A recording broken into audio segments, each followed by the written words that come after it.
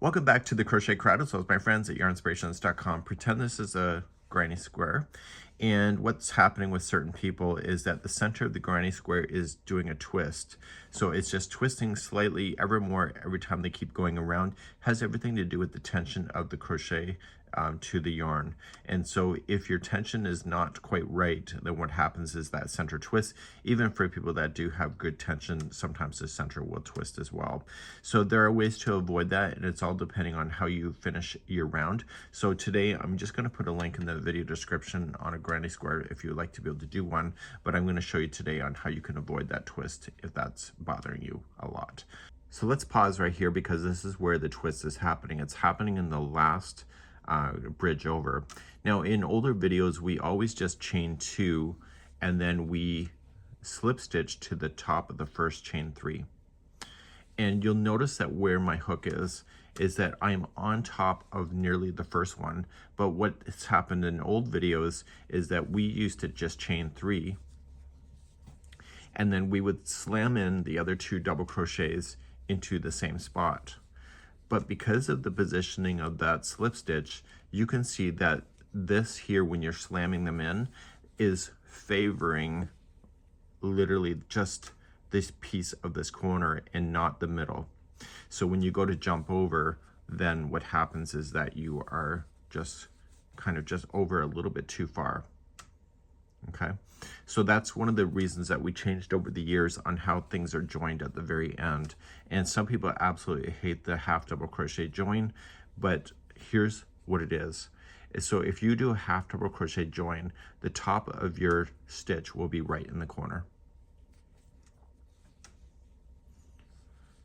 And the reason for that, see where you are now? You're right in the corner.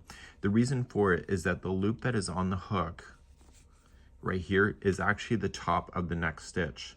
So by doing a half double crochet join, you've moved yourself over by that spot. So you've moved over not only one stitch, but now the new stitch is right into the corner. So when you go to chain 3, you were on the corner instead of slamming yourself into the side of the first post.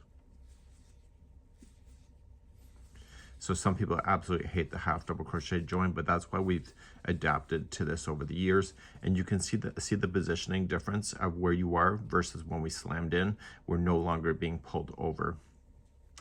The other thing that you can do also, so some people do that and they still get a twist because of this tension. So it's like Tunisian, is that we keep going and working on the front side of the work. If you keep rotating around and around and your tension is off, you're literally dragging the stitches over and causing the twist to happen as well.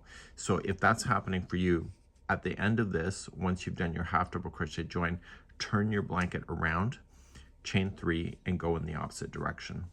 So if your tension is dragging you into a spiral, by turning around, you're preventing that spiral from going in the same direction. So chain 3 and then moving on over. And so what this happens now is that every other row is the wrong side, right side, which is still very desirable in the way that it looks.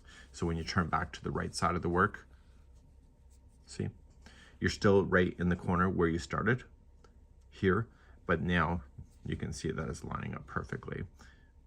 Okay, so hopefully that's of help to you. So if you're having a spiral, just change the way that you're finishing and ending.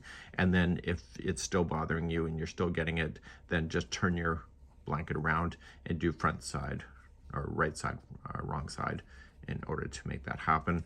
And you will see that your twisting will then just kind of even itself out, because you're going back and forth in rows instead of a continuous round like that. Let me know how you made out in the comments.